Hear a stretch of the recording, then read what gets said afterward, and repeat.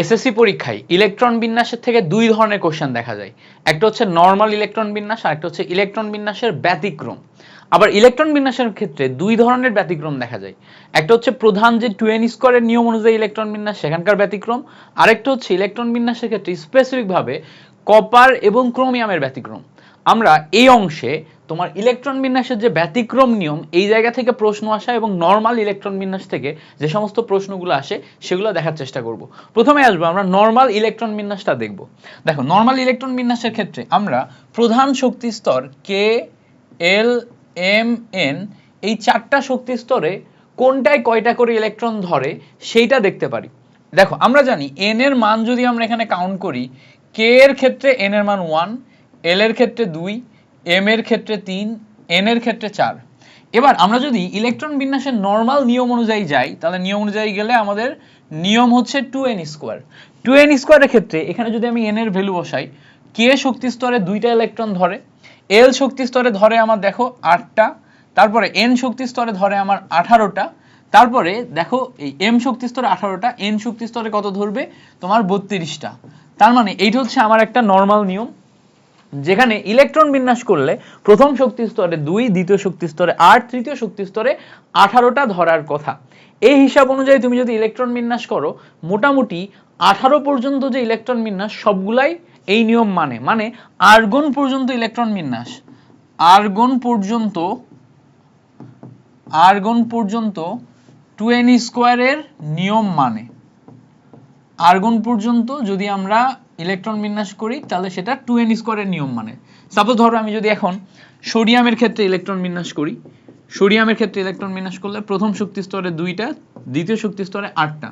খেয়াল করো প্রথম শক্তি স্তরে 2টা, দ্বিতীয় শক্তি স্তরে 8টা, লাস্টের শক্তি স্তরে একটা ইলেকট্রন বসে। আমি যদি ধরো ম্যাগনেসিয়ামের ক্ষেত্রে করি, ম্যাগনেসিয়ামে 12টা ইলেকট্রন আছে, প্রথম শক্তি স্তরে 2টা, দ্বিতীয় শক্তি স্তরে 8টা, তৃতীয় শক্তি স্তরে 2টা। আমি ধরো ফসফরাসের ক্ষেত্রে করব, ফসফরাস ইলেকট্রন বিন্যাস করলে প্রথম শক্তি স্তরে 2টা, দ্বিতীয় শক্তি স্তরে 8টা, তৃতীয় শক্তি স্তরে 5টা আসে।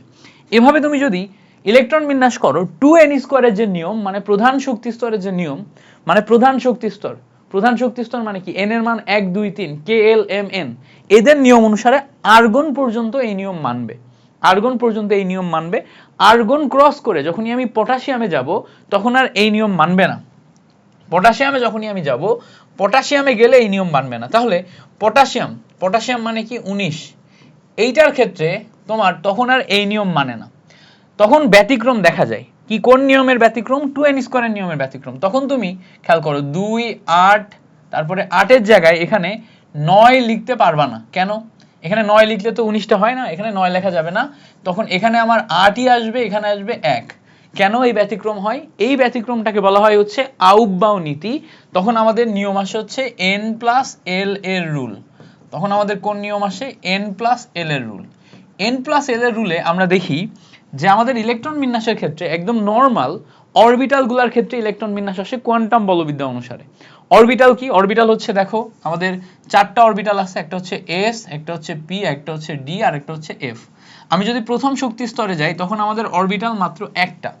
প্রথম শক্তি স্তরে অরবিটাল একটা 1s, দ্বিতীয় শক্তি স্তরে অরবিটাল 2টা 2s, 2p, তৃতীয় শক্তি স্তরে অরবিটাল 3টা 3s, 3p, 3d, চতুর্থ শক্তি স্তরে অরবিটাল 4টা 4s, 4p, 4d, 4f। এভাবে আমরা 4টা শক্তি স্তরে 4টা অরবিটাল পাই। ঠিক আছে? তো দেখো প্রথম শক্তি স্তরে একটা, দ্বিতীয় শক্তি স্তরে 2টা, তৃতীয় শক্তি স্তরে 3টা, চতুর্থ শক্তি স্তরে আমার কয়টা যায়? 4টা।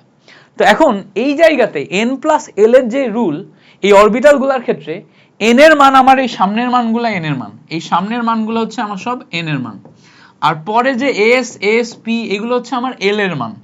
l এর আবার মান যদি আমি দেখি, s এর ক্ষেত্রে l এর মান 0, p এর ক্ষেত্রে 1, d এর ক্ষেত্রে 2, f এর ক্ষেত্রে 3। তো যখনই আমি n+l এর মান বের করি, n+l এর মান বের করি তখন দেখা যায় কি n+l এর মানের ক্ষেত্রে এইটার ভ্যালু আসে আমার 1। খেয়াল করো এইটার ভ্যালু কত আসে? এইটার ভ্যালু আসে হচ্ছে আমার 1, এইটার ভ্যালু কত আসে? এটার ভ্যালু 2, এটার ভ্যালু 3, এটার ভ্যালু 4। বাট এটার ভ্যালু 1 যোগ হবে, এটার ভ্যালু আসবে কত? 3, এটার ভ্যালু কত আসবে? 4, এটার ভ্যালু কত আসবে? 5। এখানে দেখো 2 যোগ হবে, এখানে আসবে তোমার হচ্ছে 3 আর 2 5, এখানে আসবে হচ্ছে 4 আর 2 6। তো ভালো করে খেয়াল করলে দেখবা প্রথমে আমি 1 নিচ্ছি, একের পর 2 যাচ্ছে, 2 এর পর 3 যাচ্ছে, 3 এর পর আবার 3, তাই না? তারপরে 4, 4 এর পরে যখনই আমি 3D তে যাচ্ছি এখানে পাস হয়ে যাচ্ছে, বাট 4s এ দেখো 4। তার মানে এই 3D এর যে ভ্যালু, এখানে n প্লাস l এর ভ্যালু বেশি হয়ে যাচ্ছে না? তো n প্লাস l এর ভ্যালু যত কম সেটাতে ইলেকট্রন আগে প্রবেশ করে।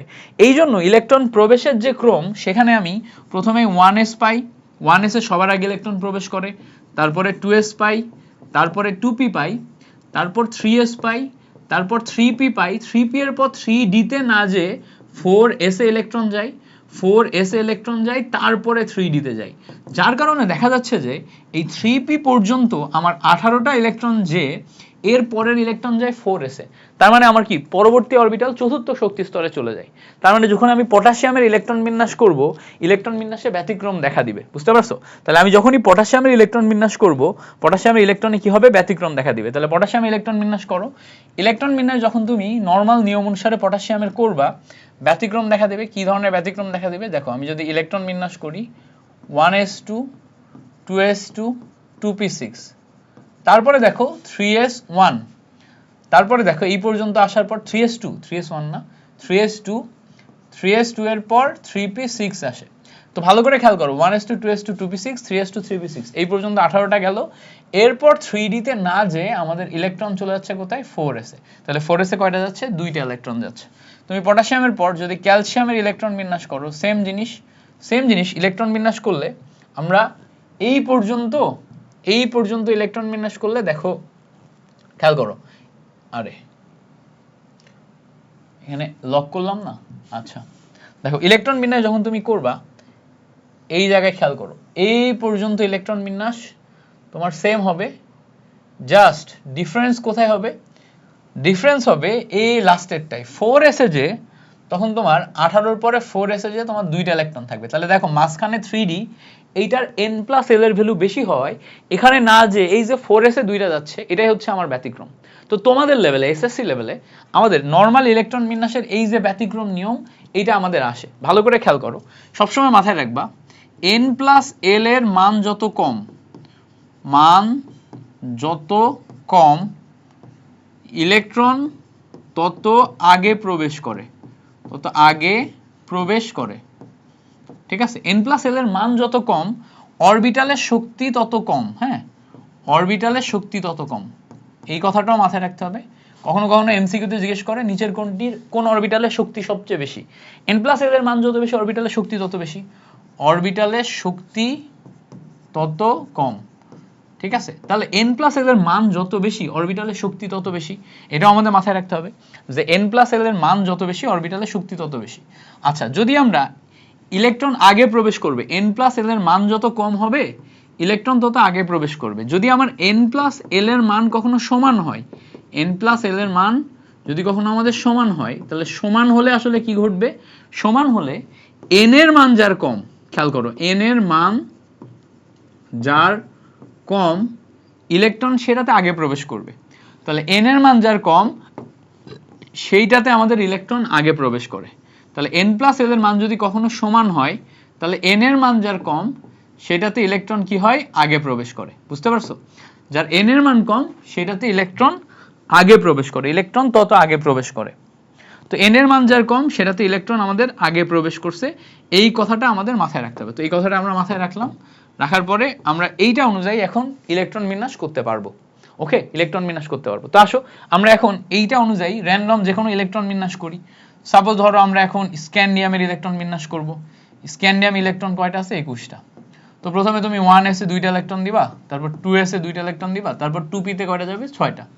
এই পর্যন্ত গেল আমার 10। এরপর আমার 3s 3p 3d, তারপর হচ্ছে 4s। আচ্ছা, কোথায় কোথায় ইলেকট্রন যাবে দেখো, 3s এ 2টা যায়, 3p তে 6টা যায়, সব মিলায় কয়টা গেল? 18টা।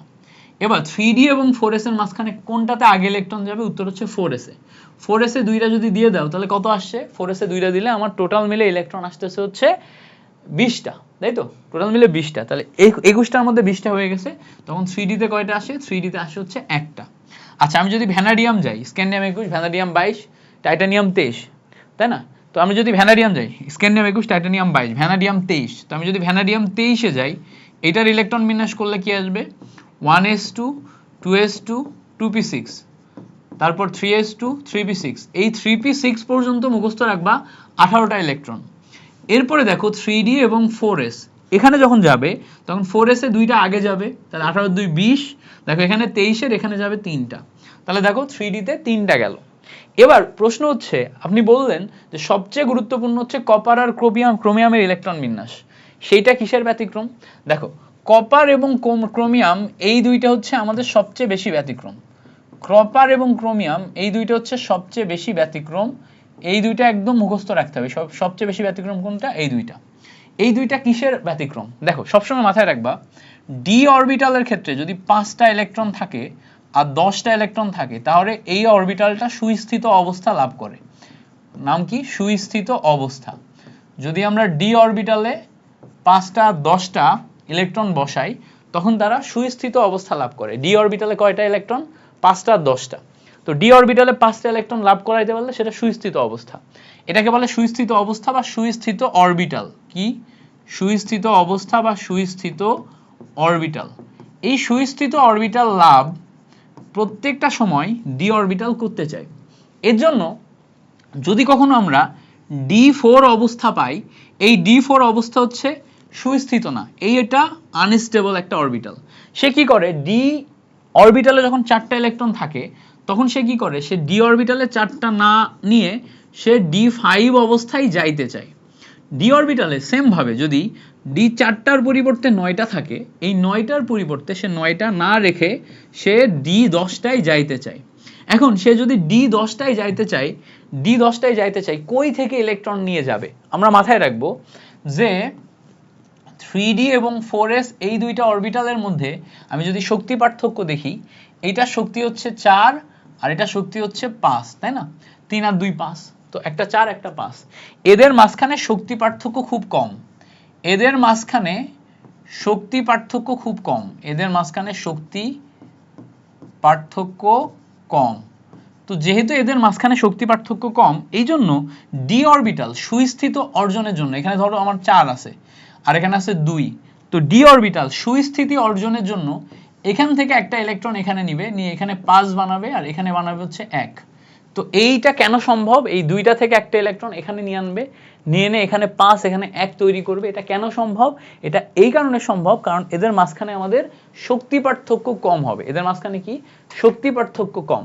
তো শক্তি পার্থক্য কম থাকার কারণে আমি এখান থেকে একটা ইলেকট্রন এখানে নিব আর এখানে আমি 1 করব।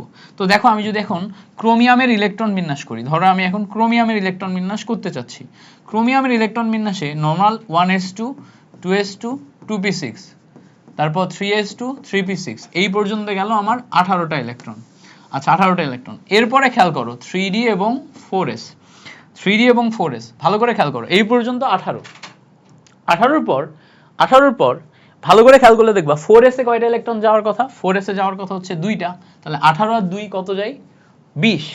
আমার হাতে আর 4টা ইলেকট্রন আছে, তাহলে d তে 4টা ইলেকট্রন যাওয়ার কথা, বাট আমরা বলছি d 4টা আনস্টেবল, সে স্টেবল হইতে চায়। স্টেবল হওয়ার জন্য সবচেয়ে কাছাকাছি শক্তির 4s থেকে সে একটা ইলেকট্রন নিজের এখানে বসাবে। তো 4s থেকে একটা ইলেকট্রন বসাইলে এখানে আমার 5টা বসে, তখন এখানে আমার একটা বসে। বুঝতে পারছো? তাহলে দেখো একটা এখানে বসে, তাহলে সুস্থিত অর্জনের জন্য 5টা যখন এখানে বসতেছে তখন অটোমেটিক 4s এ কয়টা হয়ে যাচ্ছে? একটা হয়ে যাচ্ছে। তাহলে কারেক্ট ইলেকট্রন বিন্যাস কি? 3d5 4s1। এইটা হচ্ছে আমাদের ব্যতিক্রম। কারেক্ট ইলেকট্রন বিন্যাস কি? 3d5 4s1। আচ্ছা এবার দেখো এইটা আমার লিখতে পারলেই তোমার 3 মার্ক। জাস্ট এটা কারণ ব্যাখ্যা করতে হবে যে 3d তে কেন 5টা বসে, সেটা তুমি কি বলবা? যে ডি অরবিটালে সবসময় 5 অথবা 10 এতগুলা সংখ্যক ইলেকট্রন বসে, তাহলে সে সুস্থিতি অর্জন করে। ডি অরবিটালে 5টা বা 10টা ইলেকট্রন বসা মানে সে সুস্থিতি অর্জন করা। ডি অরবিটালে 5 বা 10টা ইলেকট্রন বসে সুস্থিত কাঠামো গঠন করার জন্য তোমার 4s এ একটা ইলেকট্রন বসিয়ে d তে 5টা যায়। এটা তুমি এভাবে ব্যাখ্যা করতে পারলেই অ্যান্সার মিলে গেছে। আচ্ছা এবার আসো আমরা যদি এখানে কপারের ক্ষেত্রে আসি, কপারে আমাদের ইলেকট্রন থাকে 29টা। ইলেকট্রন বিন্যাস করলে 1s2 2s2 2p6 3s2 3p6, এই পর্যন্ত 18টা ইলেকট্রন। এরপরে ভালো করে খেয়াল করো 3d আর এখানে আছে হচ্ছে আমার 4s। তো ভালো করে খেয়াল করো 3d আর 4s এর ক্ষেত্রে আমরা একটু দেখতে পাচ্ছি 18 পর এখানে যদি আমি 2 দিই, তাহলে 18 2 20, আমার হাতে আর 9টা ইলেকট্রন থাকে, আমি এখানে বসাইতে পারবো কয়টা? 9টা, 29। ভাইয়া এখন আমরা কি করতে পারি, এই 9টা ইলেকট্রন এখানে আমরা বসালে সুস্থিতি অর্জন হবে না, সুস্থিতি অর্জনের জন্য এখানে 10টা দিব আর এখানে আসবে হচ্ছে একটা, তাহলে এইটা হচ্ছে আমার কারেক্ট ইলেকট্রন বিন্যাস সুস্থিত অরবিটাল অর্জনের জন্য। তাহলে এই যে এই দুইটা হচ্ছে স্বাভাবিক নিয়মের ব্যতিক্রম। স্বাভাবিক নিয়মে 4s ফিল করে তারপর 3d তে আসে, স্বাভাবিক নিয়মে 4s ফিল করে তারপর 3d তে আসে, বাট আমরা ব্যতিক্রম ইলেকট্রন বিন্যাসে দেখছি 3d তে আমরা 5 অথবা 10 দেওয়ার জন্য 4s ইলেকট্রন কম দিচ্ছি, 4s ইলেকট্রন কি করছি, কম দিচ্ছি। তো এইটা হচ্ছে আমাদের বেসিক কাহিনী, এই পর্যন্ত আমরা মাথায় রাখবো। আরেকটা কমন এই টপিক থেকে আরেকটা কমন আসে, কমন একটা কোশ্চেন আসে, নিচের কোন অরবিটালে শক্তি বেশি।